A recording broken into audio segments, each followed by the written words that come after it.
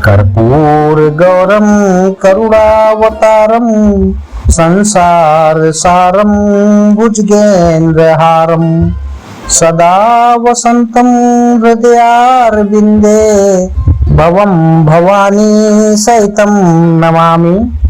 धार्मिक मान्यता के अनुसार भगवान शिव को शक्ति, साहस और ऊर्जा का प्रतीक माना जाता है। भगवान शिव की पूजा अलग आती है।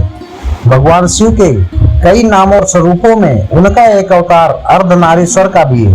भगवान शंकर के इस अवतार में शिव जी का आधा शरीर स्त्री और आधा पुरुष का है।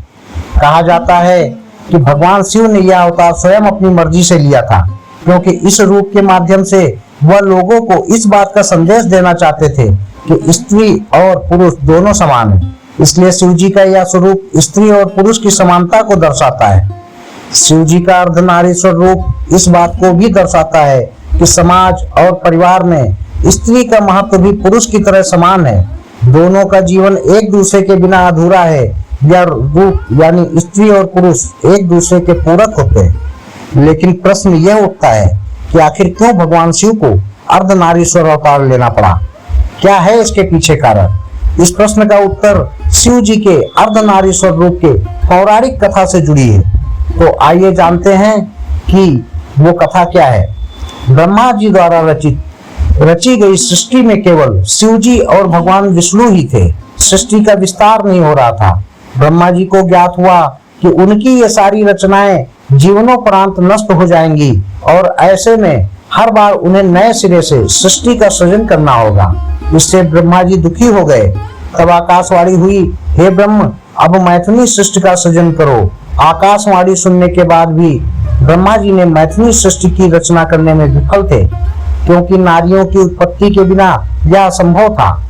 तब ब्रह्मा जी ने मैथुनी सृष्टि की रचना के लिए शिव जी की मदद ली। उन्होंने शिव जी को प्रसन्न करने के लिए कठोर तपस्या की। ब्रह्मा जी की तपस्या से प्रसन्न होकर भगवान ने अर्धनारीश्वर अवतार लिया। शिव जी के इस स्वरूप में उनके शरीर के आधे भाग में साक्षात शिव और आधे भाग में स्त्री रूपी उमा शंकर यानी शक्ति नजर आई। ब्रह्मा जी ने कहा, एक उचित सृष्टि का निर्माण करने के लिए मैं अब भी असमर्थ हूँ। ब्रह्मा जी भगवान शिव से बोले, आपको स्त्री और पुरुष दोनों की मैथुनी सृष्टि की रचना करनी है, जो कि प्रजनन के जरिए संभव है। इससे ही सृष्टि को आगे बढ़ाया जा सकता है। तब परमेश्वरी शिवा ने अपनी भौहों के मध्य भाग से अपने ही समान एक शक्ति को प्रकट किया। शिव जी की ये कांतिमयी शक्ति दक्ष की पुत्री हो गई। इस तरह से ब्रह्मा जी को उपकृत कर और अनुपम शक्ति देकर देवी शिवा महादेव जी के शरीर में प्रविष्ट हो गई, जिसके बाद से मैथुनी सृष्टि की शुरुआत हुई और भगवान शिव के अर्धनारीश्वर रूप से ही सृष्टि का संचालन हो पाया। तो ये थी भगवान शिव की अर्धनारीश्वर अवतार की कथा। आशा करता हूँ कि आपको ये कहानी पसंद आई होगी। तो कृपया चैनल को सब्सक्राइब करें। जय श्री राम, राधे राधे।